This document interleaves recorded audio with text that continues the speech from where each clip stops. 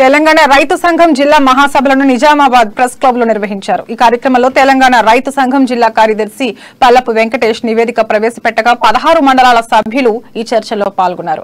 కేంద్ర ప్రభుత్వం రైతులను నెట్టేట ముంచుతుందని ఇచ్చిన హామీలు ఏవీ అమలు చేయడం లేదన్నారు.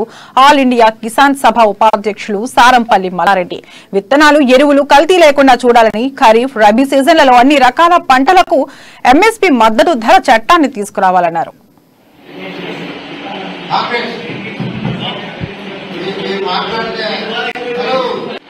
విధానాలకు వ్యతిరేకంగా ఉద్యమాన్ని నిర్మాణం చేసి తిరిగి భారతదేశంలో మళ్ళీ ఒక పెద్ద ఉద్యమాన్ని తీసుకురావడం కోసం ప్రయత్నం చేస్తున్నాం.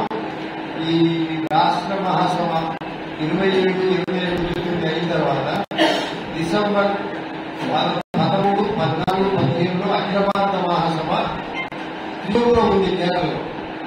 ఆ త్రిశూర్లో ఈ నిర్ణయాలు చేసి మళ్లీ పోరాటాన్ని కొనసాగించే ప్రయత్నం చేస్తున్నాను. నేను అఖిల భారత రైతు సంఘం ఉపాధ్యక్షుడు ఆ కమిటీలో ఉన్నాను.